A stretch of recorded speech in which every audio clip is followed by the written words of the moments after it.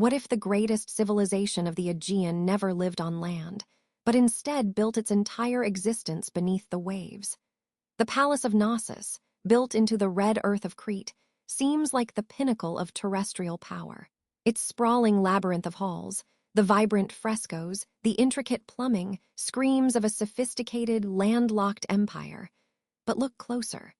Look beneath the polished marble floors, at the foundations, and listen to the silence. The Minoans viewed the sea not as a boundary, but as a vital extension of their own domain. From the moment they built their great centers, they engineered for the water. The very location of Knossos, perched on a bluff overlooking a deep-water bay, wasn't for defense. It was for logistics. It was a deep-water dock. We find evidence not just of sophisticated terrestrial plumbing, but of a deep, almost intuitive understanding of hydraulics, of managing coastal water sources that fed their vast population. The massive pith, those enormous storage jars, were ubiquitous, but their decorations tell a different story. They aren't just filled with olive oil and wine. They depict marine life. The oil, the salt, the dried fish, the goods that fueled the palace economy were all sea-derived. The palaces were maritime hubs, built to manage the immense flow of goods arriving by sea from the Cyclades to the Near East. This wasn't just trade, it was an ecological mandate. The sea was the superhighway, but the mastery of the surface world was only half the picture. What happened when they looked into the deepest blue? The artistry speaks volumes. The frescoes often capture the procession of the sea, figures carrying offerings, vases and flowers directly to the water. This suggests a profound religious reverence, perhaps an appeasement ritual to powerful, unseen ocean deities. The sea demanded respect, and the Minoans were experts at giving it. But their material culture suggests something far more technical. We find specialized deep-sea fishing hooks and nets weights at sites like Phaistos. These aren't the gear of a casual fisherman. They belong to an industrial harvest. They prove organized, large-scale maritime operations. And then there is the obsidian. Knossos is littered with tools sourced specifically from Milos, a distant island.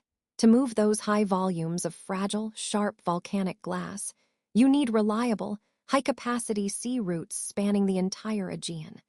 This required more than just good sailing. It demanded advanced navigational charts, deep knowledge of celestial bodies, and the ability to maintain complex, intercontinental trade networks across 1,000 miles. It was a civilization literally built on the backbone of the ocean currents. Yet, the most unsettling discoveries point to something humanity barely grasps, an almost unsettling level of mastery over the depths themselves. Suddenly, the narrative shifts from trade and religion to engineering. We find a unique, specialized ceramic container, buoyant, designed for extreme transport. Archaeologists debate its purpose. Were they shipping perishable goods? Or were they transporting the sacred?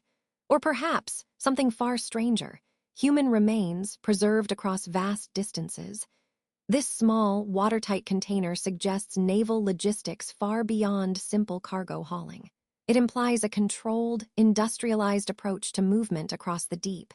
And what about the technology of movement itself?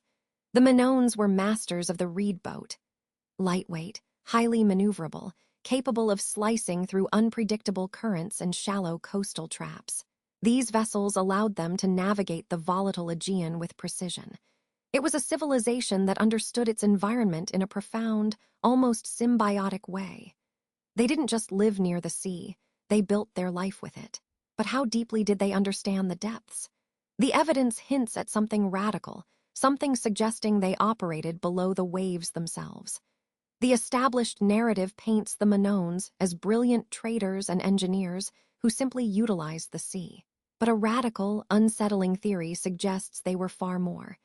It suggests that their relationship with the ocean was not merely of commerce, but of profound, almost specialized physical mastery. Consider the deepest, most suspicious finds.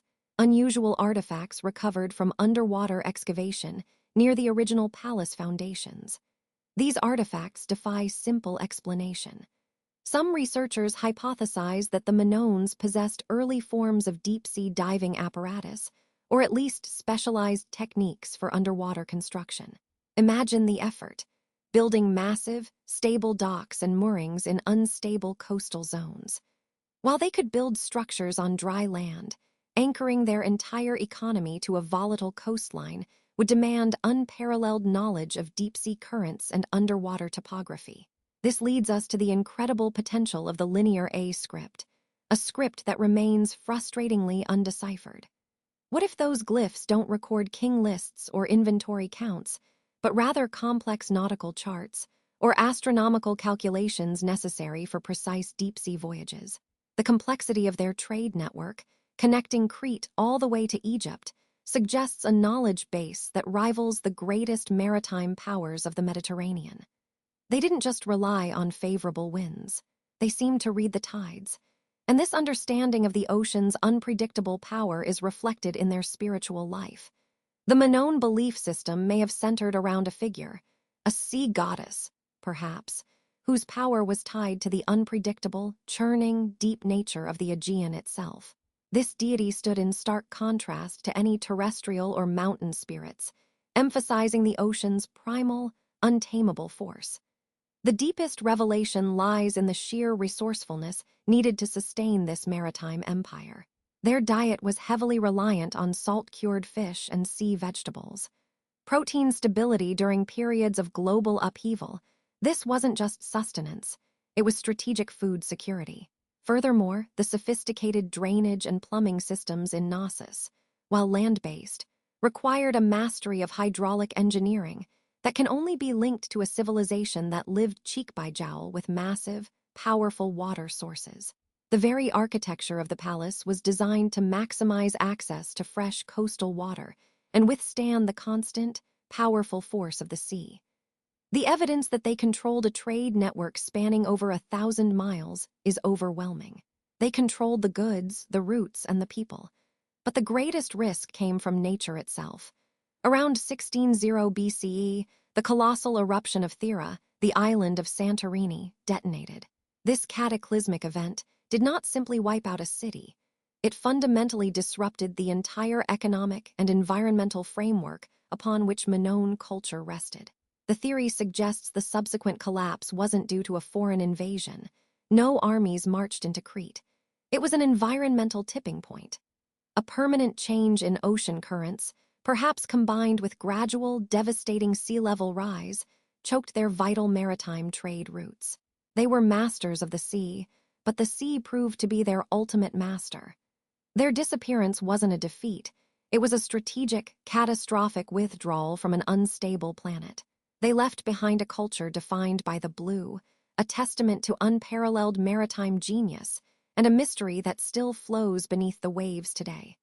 What did the Minoans leave behind?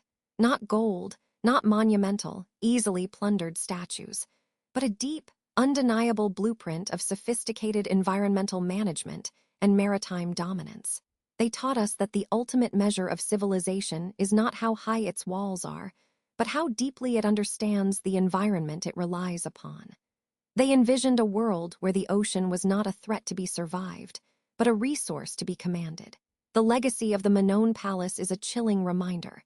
That mastery is temporary, and the forces of nature, the currents, the volcanoes, the rising tides, are the ultimate arbiters of human ambition. The secrets remain locked in the deep, waiting for the next generation of divers, historians, and deep-sea engineers. The Minoans didn't just live by the sea. They were, in many ways, of it. Their story challenges us to rethink our relationship with the ocean, reminding us that the greatest civilizations are those that learn to live in rhythm with the tides. And as the waves continue to wash over the ruins, they continue to whisper tales of a masterful civilization that understood the true power and the irresistible mystery of the deep blue unknown. This story is not just about the past. It's a warning and a promise for the future of humanity and its relationship with the restless, powerful heart of the sea. The mystery remains unsolved, waiting for the next generation of explorers to decode the secrets held beneath the waves.